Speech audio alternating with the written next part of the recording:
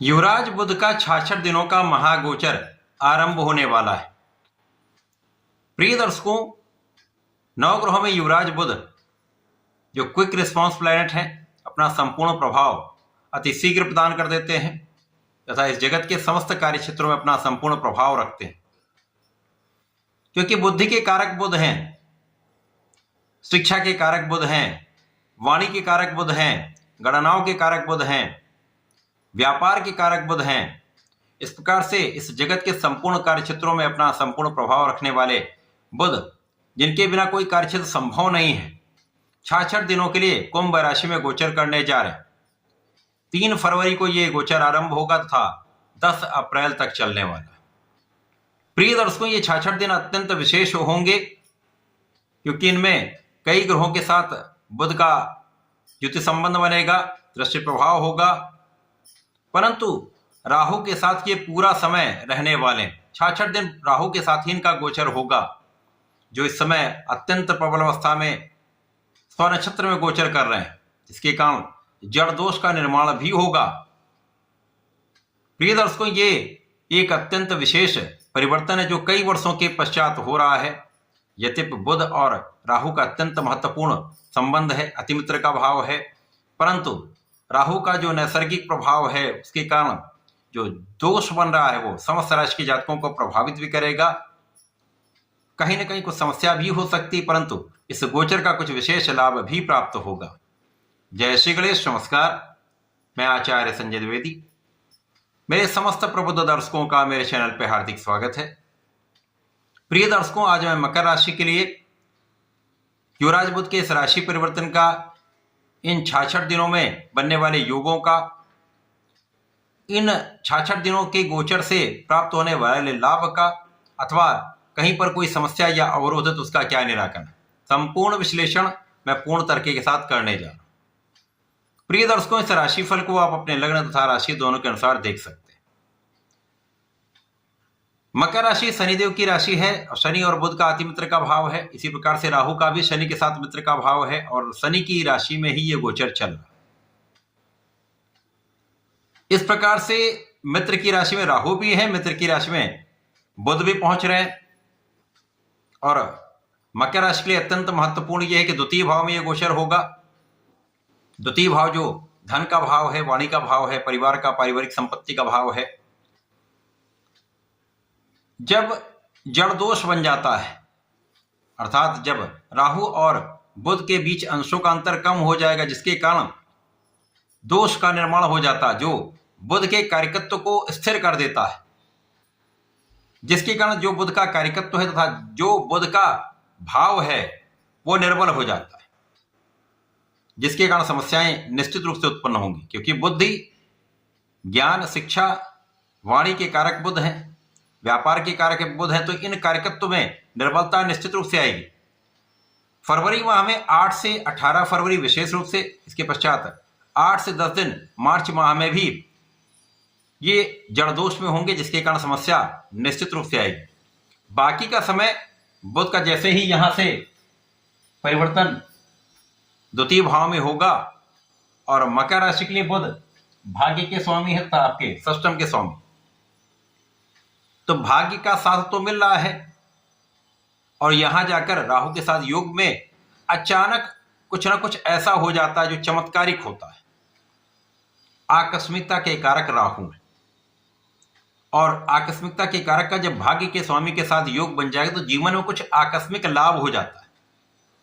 अब जब ये जो जड़ दोष नहीं बनेगा, उस समय में आपके भाग्य का संपूर्ण साथ भी मिलेगा और प्रगति के नए नए अवसर भी मिलेंगे, धन प्राप्ति के अवसर मिलेंगे, धन वृद्धि निश्चित रूप से होगी। ऐसे ऐसे साधनों से, ऐसे ऐसे सोर्सेस से आपको धन मिलता है जिसके लिए आप आशा भी नहीं कर पाते। अथवा आपका कहीं धन फंसा हुआ है तो अचानक आपको प्राप्त हो सकता है, अथवा पारिवारिक संपत्ति से अचानक धन प्राप्ति हो सकती है। ऐसे योग बन जाते हैं। परंतु जब ये जड़ दोष में आ जाएंगे तो यहां पर धन प्राप्ति के लिए आपको बहुत परिश्रम करना होगा। प्रिय दर्शकों, जब जड़ दोष का निर्माण हो जाएगा, पूर्ण रूप से जड़ दोष एक्टिवेटेड होगा, तो भाग्य को राहु ब्लॉक कर देंगे, जड़ दोष बन जाएगा, जड़ हो जाएगा, जिसके कारण भाग्य का उतना साथ नहीं मिल पाएगा। इसी प्रकार से आपकी वाणी दूषित हो जाएगी और वाणी के दूषित प्रभाव से आपको समस्त क्षेत्रों में समस्या का सामना करना पड़ सकता है, क्योंकि यहाँ पर विवाद की संभावनाएं बढ़ जाएंगी। यद्यपि इस समय में गुरुदेव बृहस्पति जो आपके षष्ठम भाव में गोचर कर रहे हैं और इनकी दृष्टि का प्रभाव राहु पर भी होगा, द्वितीय भाव पर भी होगा तथा बुध पर भी बनेगा, तो इस समय में वाणी के दूषित प्रभाव से आपके परिवार में, आपके व्यापार में, आपके प्रोफेशन में, आपके कार्य क्षेत्र में समस्याओं का सामना करना पड़ सकता है। परंतु आपके अंदर गुरुदेव बृहस्पति धैर्य दे देंगे। बुद्धि आपके पास है और यदि बुद्धि का समन्वय धैर्य के साथ हो जाता है और उसका उपयोग आप कर लेते तो आप विवेकशील हो जाते हैं। जब आप विवेक के साथ कोई कार्य करते हैं तो समस्याएं कम से कम होती हैं। समस्याएं तो होंगी लेकिन उतनी कष्टकारी नहीं होंगी, क्योंकि राहु का प्रभाव तो मिलने ही वाला है। अच्छा प्रभाव भी मिलेगा लेकिन नकारात्मक प्रभाव भी मिलेगा, और जब जड़ दोष होगा तो नकारात्मक प्रभाव ही प्राप्त होगा। तो इस समय में कोई भी कार्य करें तो बहुत सोच विचार कर करें। बोलने से पहले 4 बार सोच लें, विचार करके बोलेंगे तो पछताना नहीं पड़ेगा। परिवार के मध्य में भी आपको जितना लाभ मिल रहा है, यदि आपने जल्दीबाजी में किसी को आंसर कर दिया, बोल दिया, तो वहां पर समस्याएं आएंगी, जिसके कारण उतना सहयोग भी नहीं प्राप्त होगा, परिवार का भी उतना सहयोग नहीं मिल पाता। और जब ये जड़ दोष समाप्त होकर बुध आगे बढ़ेंगे, क्योंकि इस 66 दिन के गोचर काल में बुध वक्री भी होंगे, मार्गी होंगे, पुनः राशि परिवर्तन करके 10 अप्रैल को मीन राशि में चले जाएंगे। तो जब ये राहु से दूर हो जाएंगे तो यहां पर बुध और राहु का प्रभाव बुद्धि को कुशाग्र कर देता, तीक्ष्ण कर देता। तो ऐसे ऐसे आपको आइडियाज आते हैं, ऐसे ऐसे आपकी प्लानिंग होती है कि वो आपके समस्त क्षेत्रों में आपको विशेष लाभ प्राप्त कराने वाली होती है। जो जातक कला क्षेत्र से संबंध रखते हैं, विशेष रूप से एक्टिंग, सिंगिंग, डायरेक्शन से संबंध रखते हैं, लेखन से संबंध रखते हैं, वहां पर ऐसे ऐसे आपके थॉट्स आएंगे, आपका ज्ञान इतना प्रबल होगा, आपकी गणनाएं इतनी अच्छी होंगी जिसका लाभ आपको पूर्ण रूप से प्राप्त होगा।